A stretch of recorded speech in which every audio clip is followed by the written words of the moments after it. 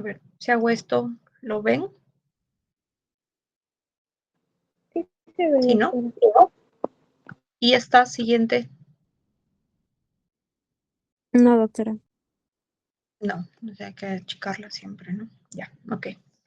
Bien, bueno, la hemorragia digestiva es, como les comentaba a sus compañeros de los grupos, es una emergencia, por lo tanto, puede ser o bien alta o bien baja, cuando la diferencia va a ser el ángulo de trace, ¿no? Todo lo que es por encima del ángulo de trace se considera alta y todo lo que es por debajo, baja. Dentro de las bajas puede ser la baja propiamente, que es de colon, o la intermedia, o indeterminada o oscura, que es la del intestino delgado, o cuando no se encuentra alguna causa de la hemorragia digestiva, a pesar que sí haya descenso de la hemoglobina y aparte alguna presentación como restorragia, melena, hematemesis, hematoquesia. Para hacer un resumen, siempre recordar que la hemorragia digestiva alta va a ser con hematemesis, vómitos de sangre y melena. Y cuando esta alta es de tránsito acelerado, en algunos pacientes puede ser hematoquesia. Mientras que la baja siempre se va a presentar como hematoquesia o restorragia. Es difícil que una hemorragia digestiva baja sea melena. Cabe resaltar aquí que melena es aquella de posición negra, brillante, como el zapato charol, que algunos, si no han tenido ustedes de niños, el zapato charol en sus papás, en sus hermanitos, han visto, ¿no? Es un color negro, brillante, y tiene un olor característico a sangre, ¿ok? No son ese café oscuro, verde oscuro, plomito oscuro, ¿no? Siempre. O, como les digo a los pacientes, a ver si me logran ver acá.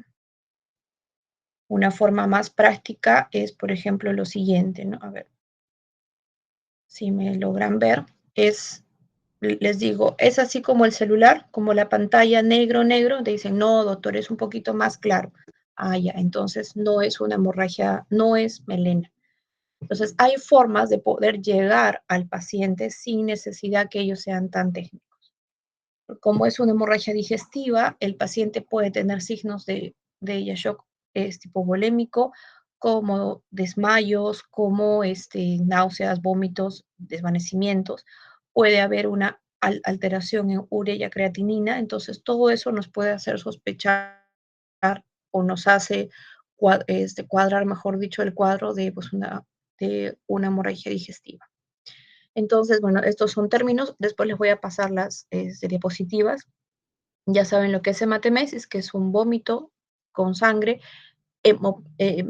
Hemoptisis viene a ser tos con restos de sangre, y a veces, ¿qué pasa? El paciente tose y se pasa la sangre y luego vomita la sangre. Entonces, a veces el paciente no es muy claro porque, o bien porque no lo sabe definir o porque le pasó eso. Entonces, desgraciadamente siempre le tenemos que creer al paciente y apuntar todo, pero tenemos que ser claros con el tema de ¿fue vómito o fue tos? ¿O fueron ambas? ¿No? Y de qué color fue, cuánto fue. Y en el tema, hay otros tipos de vómitos que pueden ser los pozos de café, más que todo cuando es jugo gástrico o una obstrucción intestinal, en donde, como su nombre lo dice, es de color café. No sé si alguno ha tomado café, pero cuando se acaba la taza queda agua con unos rasguitos de café espeso, como granos, ¿no? Ya chiquitos. Ese es el pozo de café. Pareciera negro, sí es cierto, pero no es negro negro. Las melenas, como ya comentamos, son heces negras. Hematoquesia es un color rojo oscuro, tipo rojo vino, que viene con coágulos. O sea, es un poco fácil de poderlo saber. Y la rectorragia es rojo vivo. Entonces, yo, por ejemplo, ya como le digo al paciente, señor, ¿ya cómo son las deposiciones? Ah, ya son con sangre. Es un rojo vivo como el labial de una geisha, que es un rojo fuerte, o es como el vino. Te dicen, no, es más como el vino. Entonces yo ya puedo pensar que es una hematoquesia, por lo tanto no es de recto, sino es de cualquier otra parte del colon grueso, o quizás de la parte final del intestino delgado. Entonces, Las hemorragias digestivas, cuando el paciente llega, lo primero que tenemos que ver es, bueno, creerle al paciente que vomitó o hizo deposición negra, por lo tanto, lo que nos interesa es tomarle los signos vitales, ver si está estable o quizás no, porque como les he dicho, la hemorragia digestiva es una emergencia y puede presentar un shock hipovolémico. Entonces el paciente se hospitaliza y luego se le hace una endoscopía alta o baja de acuerdo al tipo de sangrado.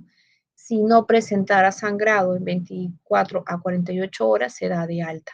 ¿Ok?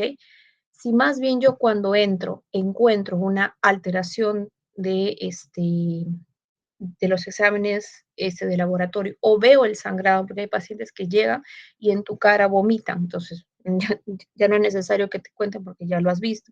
Entonces, ¿cuáles son los exámenes que necesito para una hemorragia digestiva? Un hemograma, de todas maneras, tanto por las plaquetas como por la cantidad de la hemoglobina, el perfil de coagulación, grupo sanguíneo, ya que si la hemoglobina sale de 7 o menos, tengo que transfundir, ¿no? Y en algunos hospitales ya VIH y hepatitis B por el tema de las endoscopías. Pero ya últimamente ya no se pide eso mucho porque tenemos desinfectantes para los equipos de alta potencia. Por lo tanto, hasta un paciente con VIH entra, ya se lava el equipo y no va a contagiar a otro paciente porque los enzimáticos que se usan son de alta potencia. Por lo tanto, ya con todos estos exámenes yo ya puedo programar una endoscopía. Bien. Entonces, una hemorragia digestiva alta o baja. Baja, que es lo que nos vamos a dedicar más en esta exposición, nos interesa saber qué tipo de sangrado es. Por ejemplo, al hacerle el tacto rectal voy a encontrar hematoquesia. Si yo le pongo una sonda nasogástrica, que en algunos lugares lo saben hacer así y aspiran para un disque lavado gástrico, si la hemorragia digestiva es por debajo del ángulo de Trace, no hay nada en el estómago. Por lo tanto, el material que yo voy a sacar del, del estómago va a estar limpio porque no hay sangrado. El coeficiente o la diferenciación es albúmina creatinina, también me va a salir ya normal porque normalmente es en las hemorragias digestivas altas en donde la creatinina sí se ve alterada. Más uno sangra por hemorragia digestiva alta que baja. Por lo tanto, el paciente con hemorragia digestiva baja normalmente no viene con taquicardia. Viene sangrando, sí es cierto, pero no es un sangrado o una descompensación tan abusiva como el tema de la hemorragia digestiva alta.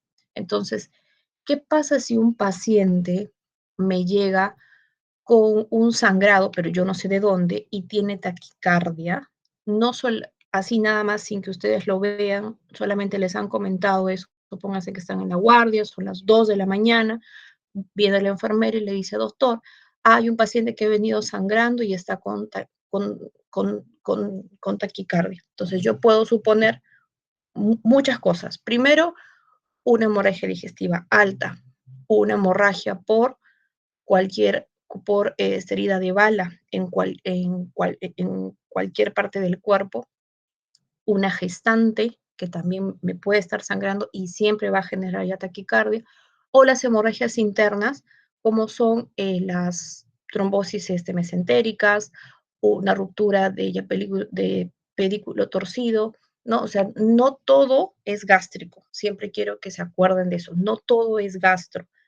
Somos médicos que se están ya formando, por lo tanto, es cierto, estamos en el capítulo de gastro, todo es de gastro, pero también los pacientes no vienen solo con una patología. Entonces, es importante que esas cosas lo vayan descartando y vayan comenzando a hacer puntos importantes que guarden, porque no todos los pacientes vienen tan fácil de poder diagnosticar, ¿ya? Entonces, cuando hay un sangrado y no hay alteración de ruidos cardíacos, normalmente es solamente de colon o de recto, pero como la sangre es más llamativa, es más roja, el paciente viene corriendo. En cambio, cuando las heces son negras, a veces el paciente o no lo mira o dice, bueno, quizá yo comí chocolate, comí café, como que no le dan importancia hasta que el paciente se desmaya o lo ven pálido, ¿no? Entonces, a pesar de que la hemorragia digestiva por recto no es una gran emergencia, es más llamativo porque es rojo, pues vivo, ¿no? O sea, dicen, no, estoy sangrando, viene el paciente. Y una melena, que es más importante, no le hacen caso a veces, ¿ya? Ok. En las hemorragias de colon es importante saber, justamente a lo que venía, lo que más sangra o lo más llamativo son las hemorroides, ya fisuras anales, y después ya las hemorragias que pueden ser de cualquier parte del colon grueso, ascendente, transverso o ya descendente. Las causas más frecuentes de las hemorragias digestivas bajas son las enfermedades diverticulares, las ectasias vasculares, o sea, los vasitos que a veces son ya superficiales y se rompen, y obviamente las neoplasias, tanto pólipos como cáncer grande van a sangrar. Cada vez que el paciente hace deposición, sangra. Entonces, como no me genera más síntomas, el paciente viene a la consulta y dice, doctora, desde hace 2 meses hago de vez en cuando deposiciones con sangre. ¿Cómo son las deposiciones? Heces con rasgos de sangre. Ok, no es una emergencia, no es algo que le haya descompensado al paciente. Y yo puedo sospechar, lo normal es en una hemorroide, pero también puede ser un pólipo, puede ser un cáncer. Entonces, ¿cuál sería la siguiente pregunta? Señora, ¿desde hace cuánto que está sangrando? Hace 2 meses, doctora. ¿Y antes también ha sangrado? No, nunca. Ah, entonces puedo pensar en algo nuevo, que puede ser que la paciente se está estreñiendo y me ha generado pues, hemorroides, y ahí viene la siguiente pregunta. ¿Es usted estreñida recién hace 2 meses, doctora? ¿Por qué? Porque cambié la dieta, porque ahora estoy haciendo dieta, porque cambié la persona que me cocina, porque no quiero comer. Entonces ya ahí uno va haciendo más una pues, unidad clínica para poder saber. Igual va a ir a un examen, a una colono, a una procto, a una sigmoidoscopía, porque es una hemorragia nueva que antes el paciente no ha tenido, ¿no? Bien. Causas menos frecuentes es también por solamente el hecho de hacer una colonoscopía o una sigmoidoscopía y yo saco un pólipo. Este debe de cicatrizar, pero si no cicatriza rápidamente porque el pólipo fue grande, porque el perfil de la coagulación está alterado, porque el paciente comenzó a comer mucho de más rápido, esa pequeña costra que se va formando me la llevo y puede sangrar, ¿no? También a veces hay úlceras en recto de forma únicas que más están relacionadas con enfermedades venéreas.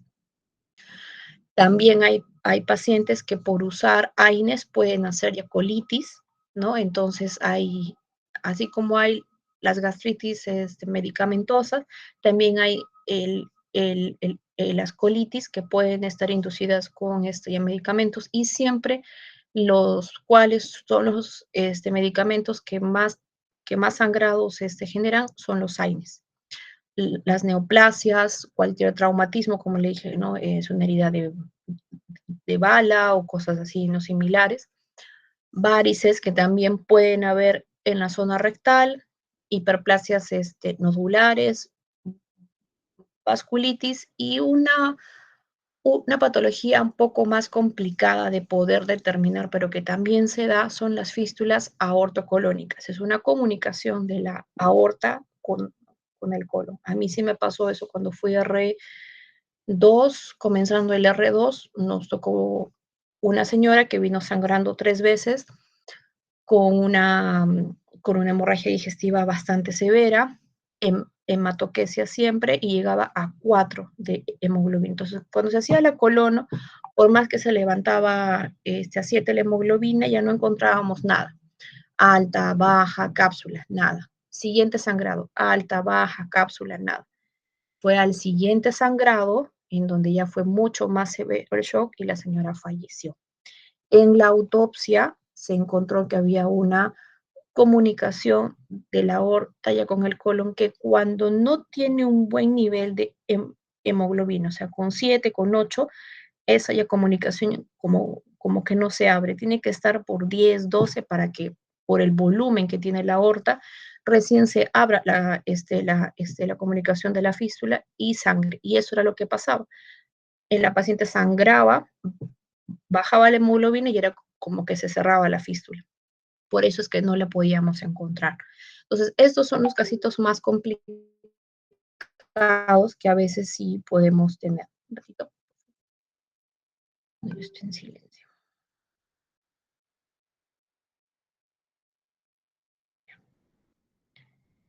Ok, siguiente.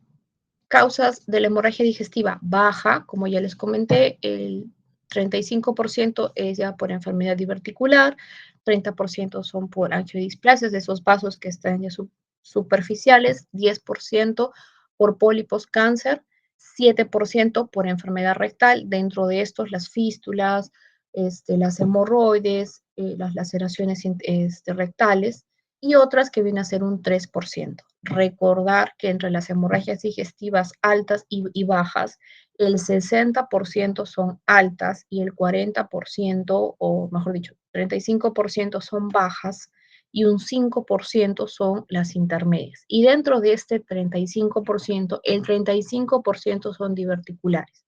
Entonces, es importante que sepan esto, que lo concienticen, que de dónde más siempre va a sangrar un paciente es del estómago, primero. Y si no, ya bajo, ¿no? Y en bajo tengo 9 metros para estudiar, que a veces es un poco más complicado. Ok. Y el 5% de las hemorragias digestivas por debajo del ángulo de Trace son las hemorragias del intestino delgado, que pueden ser llamadas bien las ocultas o las intermedias o las indeterminadas. ¿Por qué? Por ejemplo, una indeterminada es como el caso que les comenté, que por más que la paciente venía sangrando, por más que le hemos hecho estudio de alta, baja, intermedio 2 veces, no se logró determinar, pero la paciente sí sangraba. Entonces, esos son los casos mucho más complejos, son los asteriscos que salen de la curva, ¿no?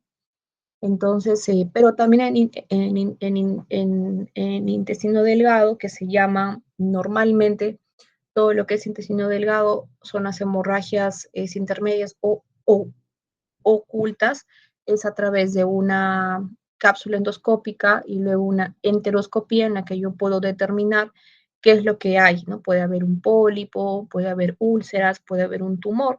Los famosos ya tumores de Gis, que son tumores benignos de la mucosa intestinal, pero en el medio se hace una úlcera y sangran bastante.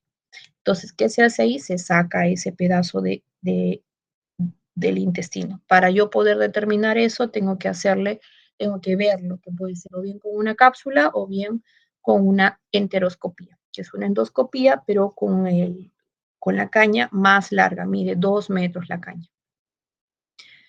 Bien, bueno, como ya les comenté, ¿cuál es la diferencia entre alta y baja? Hematemesis, melena, hematoquesia, ¿no? Y la hemorragia digestiva, pues oculta, que es lo que les he comentado, es un poco más complicado, es aquel paciente que tiene pues una anemia crónica en 7, 8 por años, que no se sabe qué tiene, ya pasó por gineco, no hay nada, si es varón ya pasó por renal, tampoco no hay nada, hay que hacer la endoscopia alta, no se encuentra úlcera, baja, no se encuentra úlcera, entonces ahí es donde yo tengo que pasar a ver qué es lo que está pasando. A la par, el paciente tiene que estarse viendo por hematología para que si es solamente ferropénica, bueno, ya colocando hierro levanta, pero si no, hay que comenzar a buscar, quizás hay algo, una úlcera, un tumor, alguna cosa más que nos puede generar ya sangrado. Ok. Diagnóstico. Como les comenté, el 65 en los pacientes mayores de 65 años para lo que es hemorragia digestiva baja, la principal causa va a ser los divertículos o las angiodisplasias. Y en los menores de 45 años, lo que mayormente hay son las hemorroides, fisuras anales, es enfermedad inflamatoria intestinal, que luego ya lo vamos a comentar. Es una patología genética que como su nombre lo dice, puede generar úlceras o una mucosa eritematosa que en el momento que ella cicatriza forma unos pólipos. Estos pólipos pueden sangrar o pueden volverse cáncer. Entonces, cualquiera de las tres formas me puede generar este sangrado. Y bueno, en casos más raros, este divertículo de Meckel o como comenté hace un rato, las fístulas. ¿Por qué no pensar que un paciente mayor también puede tener hemorroides? Sí, se puede dar. ¿Y por qué no pensar que un paciente joven puede tener divertículos? También se puede dar, pero es más raro.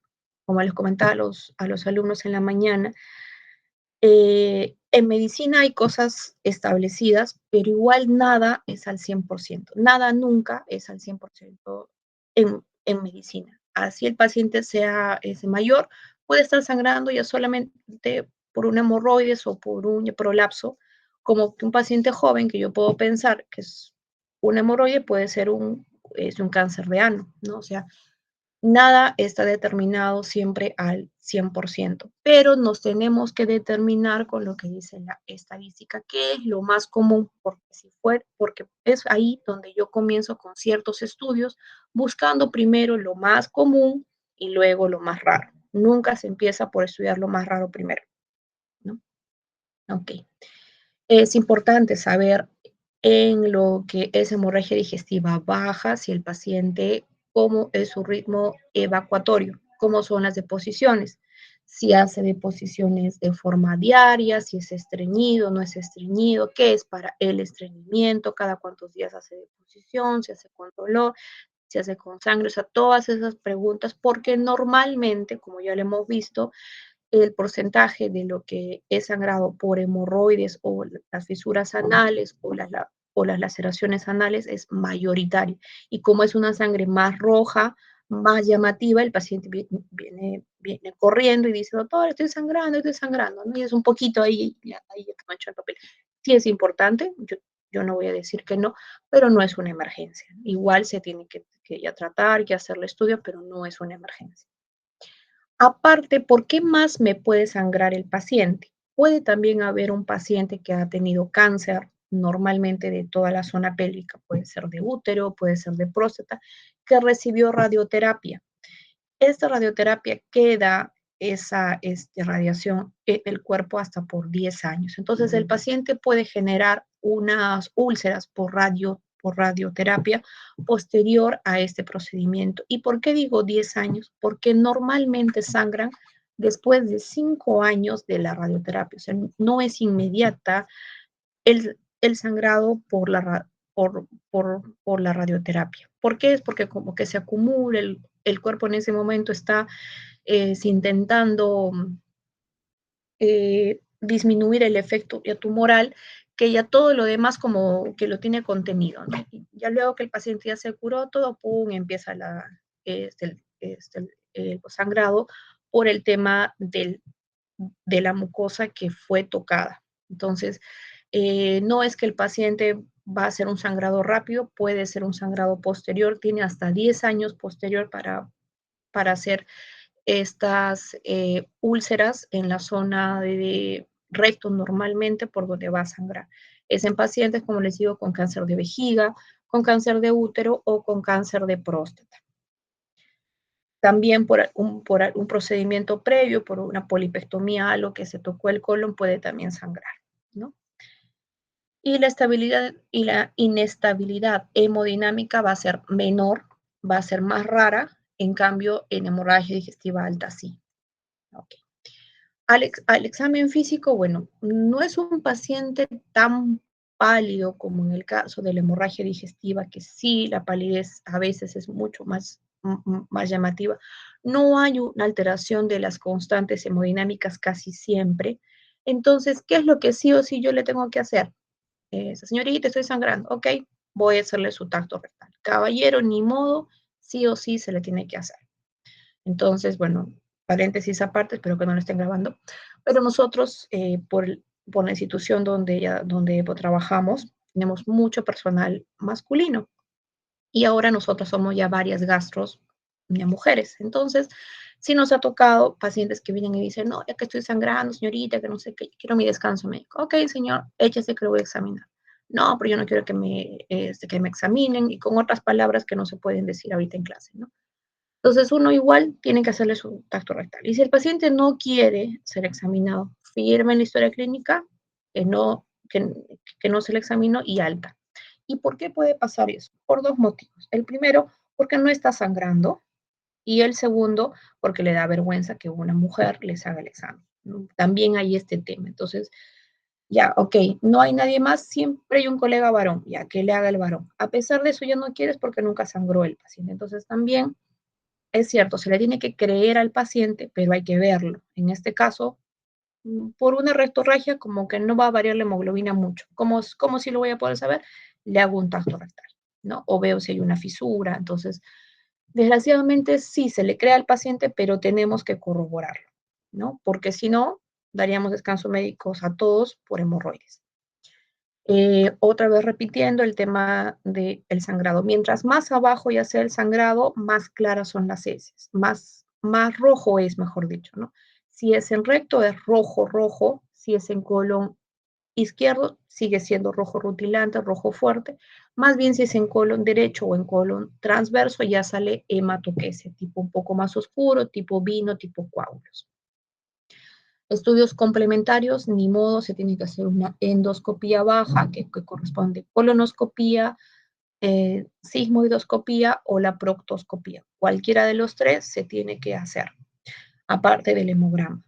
Centellograma es un examen que se usa también con tecnesio, donde se da para tomar y donde marque, es algo así como una arteriografía y marca los puntos ya de sangrado. La característica de este paciente, al igual que la arteriografía, es que tiene que ser en las primeras 24 horas que sangre el paciente. Si pasan las primeras 24 horas, no se logra ver el punto de sangrado porque el cuerpo, que es una máquina perfecta, normalmente para el sangrado en un 60%. Entonces, si yo le hago el examen a los 3 días que vino por sangrado, va a salir negativo y no por eso el paciente no tuvo sangrado. Entonces, hay exámenes y exámenes para cada hora y para cada momento del paciente. Cuando yo hago una arteriografía mesentérica más embolización, ¿qué quiere decir? Una cauterización de la arteria por donde me está sangrando. Cuando a pesar que yo le hago una colonoscopía, veo punto de sangrado o no, encuentro el punto y lo logro cauterizar o no, pero sigue el paciente sigue sangrando, yo le pongo sangre, sigue sangrando, entonces ya tengo que ir a la misma pues, arteria y para eso se hace una arteriografía e in situ hacen una cauterización. Ellos entran por la zona inguinal, puede ser ya derecha izquierda, para cauterizar. Para eso yo tengo que estar segura que es una hemorragia digestiva baja, ya que si el paciente viene por un HDA y yo mando para una pues, arteriografía baja, o sea, hago perder el tiempo pues, al médico. Entonces también yo tengo que determinar a qué parte del cuerpo voy a hacer la arteriografía mesentérica, si superior o inf inferior. Y si nada de esto me surte, ya se entra a una laparotomía exploratoria para que entre el pues, cirujano y saque el pedazo de colon que está pues, sangrando. Es un poco raro, normalmente ya no se hace tan rápido como antes, porque ahora te dicen, hazme la tomografía, hazme la resonancia, hazme la colonoscopia. Hay otros exámenes que me pueden determinar sin entrar tan rápidamente a una laparotomía, pero también está como parte de los protocolos. Se hacen muy rara vez, pero se hacen. Antes no, de frente entraban, ya se operaban porque no había tanta facilidad para tomografía, resonancia o exámenes endoscópicos. Bien. Esto es casi lo mismo. Ya.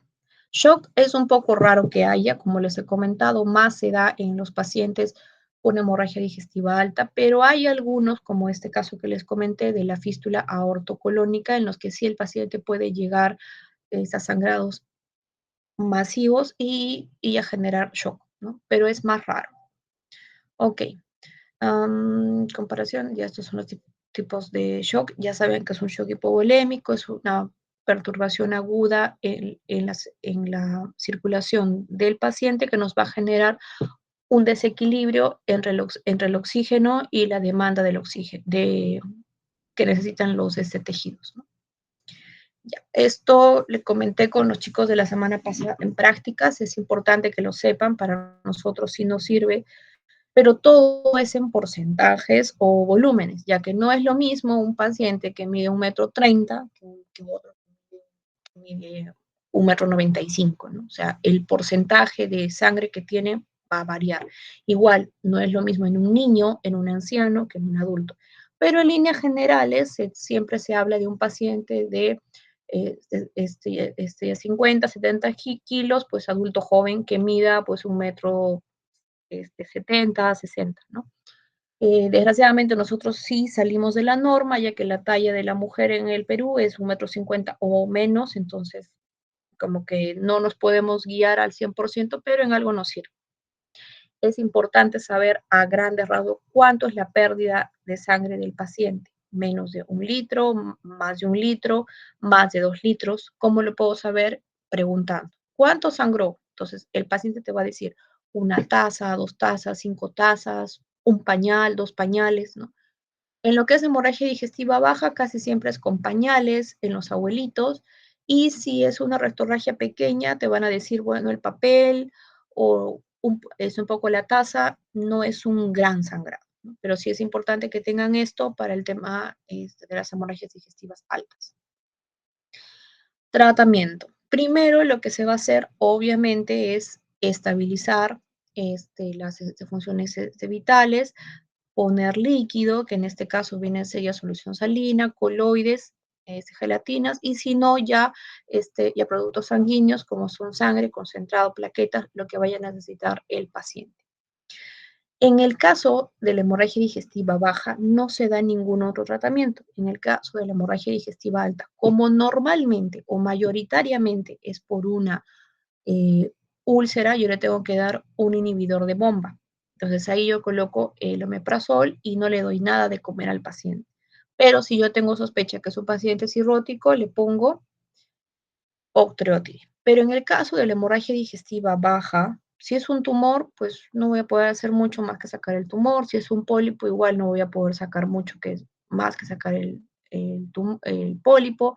Si es una angiodisplasia, tengo que cauterizar. Al si le dé lo que le dé, no va a parar el sangrado. Entonces, no hay mucho tratamiento que dar más que la fluidoterapia y obviamente que no come el paciente. Porque cada vez que come, aumenta el perisaltismo intestinal y lo manda a pues, hacer deposición. Entonces, cuando hay una hemorragia digestiva baja, justo llegando a lo que hemos conversado, si no hay si no hay inestabilidad hemodinámica y el paciente es menor de 40 años, lo que me corresponde hacer es una sigmoidoscopía o una proctoscopía, porque normalmente el sangrado es por hemorroides, a menos que el paciente tenga un antecedente familiar. Si mi papá tuvo cáncer de colon, mis hermanos también, ok, este también puede tener cáncer de colon, porque sí sabemos que tanto los cánceres de colon como gástricos sí son hereditarios, ¿no? Tienen un porcentaje que se hereda. Entonces, caballero, ahí sí, una colonoscopia. Si es mayor de 40 años y nunca se le ha hecho colonoscopia, va para colonoscopia. Si el paciente tiene inestabilidad hemodinámica, primero lo que tengo que hacer antes de una colono, por más que me diga he hecho hematoquesia, tengo que hacerle una endoscopia digestiva alta porque ya estamos quedando, y lo estoy recalcando 3 veces, que son en las hemorragias digestivas altas los que generan inestabilidad hemodinámica, no las bajas. Luego que le hago la alta y no encuentro nada, ok, le hago la baja. Entonces, ahí lo que tengo que ver es si ya paró la hemorragia y, y no encontré nada, tengo que buscar pensando que es intermedia, le hago una enteroscopía o una cápsula endoscópica. Si persiste la hemorragia, tengo que buscar igual o puedo hacer ahí más bien una arteriografía. Y si esto es ya mucho mayor, pasa a ser intraoperatoria.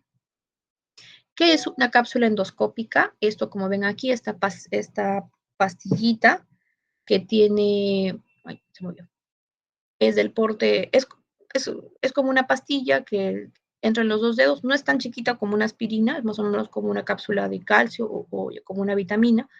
Como ven aquí, esta tiene, por ejemplo, 2 cámaras, una anterior y otra posterior. Hay otras que son de una sola cámara y se toma vía oral, pues a través, ya por la boca y se toma con agua.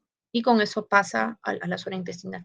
Desde que la cápsula sale de su cajita, empieza esta zona de los foquitos, comienza a parpadear y ya está tomando fotos, ¿no? Entonces, cuando entra por esófago, estómago, también se va tomando fotos. Ahí sí ya. Entonces, esta es una imagen virtual de lo que se puede encontrar, es intestino y en el medio está por acá cápsula endoscópica. Acá, por ejemplo, hay un pólipo y ya se logra ver. Ok, pero si va tomando fotos, estas fotos, pues, ¿a dónde van? Por fuera del paciente, como ven aquí, se colocan los electrodos y estos son los que captan todas las fotos que va tomando el paciente y toda esa, pues, información va a esta memoria que se cuelga con una especie de cinturón por el cuello del paciente. ¿Cuánto tiempo demora esto? Mejor dicho, la batería de la cápsula endoscópica demora 12 horas, entonces va tomando fotos durante 12 horas y de ahí de estas fotos sale un video que más o menos demora, si fueron 12 horas, demora 6 horas. Puede ser que a las 3 horas, si el paciente tuvo un gran tránsito rápido, ya está en la zona de colon. Como también a veces puede ser que acá haya pues alguna pues, o alguna zona de alguna pues estenosis que impide que pueda pues avanzar la cápsula. Todo eso se va a ver cuando se descargue la cápsula. Normalmente se hace la cápsula y en menos de 48 horas ya está el informe, porque solamente es sacar eso, se pone en la computadora, se descarga, que demora máximo 2 horas, y ahí es ver el video, ¿no? Te sientas con tu Pocor, con tu gaseosa, y comienzas a ver el video hasta encontrar la zona que hubo sangrado. Como todo ya está avanzando, ya hay este software que te marcan la zona donde aparentemente hay sangrado, pero igual se tiene que revisar todo el video. Y estas son las imágenes que le van a poder ver mejor cuando les pase las diapositivas, donde se pueden haber úlceras, se pueden haber ya tumores o algunas estenosis, ¿no? Esta cápsula sale por el ano como para hacer deposición. ¿Cuánto tiempo debe salir la cápsula? Entre 1 a 14 días. Si pasado las 2 semanas el paciente dice, doctora, he hecho deposición y no veo la cápsula, entonces tengo que hacerle una radiografía y ver en qué parte está. Puede ser que haya alguna estenosis, entonces sí es importante, antes de poner la cápsula, por ejemplo, en pacientes con una tuberculosis intestinal, donde normalmente hay estenosis, o en un paciente con enfermedad inflamatoria intestinal, que también me pueden generar estenosis, no colocar la cápsula, ya que si yo pongo la cápsula y hay una estenosis, se va a quedar ahí y eso no va a salir. Entonces, al paciente al final lo tengo que llevar a una laparotomía para sacar esta cápsula. Entonces, para todos los exámenes siempre hay ciertas indicaciones. Antes de yo ponerle la cápsula, tengo que asegurarme que el paciente no tenga estenosis. Y eso sería todo. ¿Tienen alguna pregunta? ¿Están ahí? ¿Viven?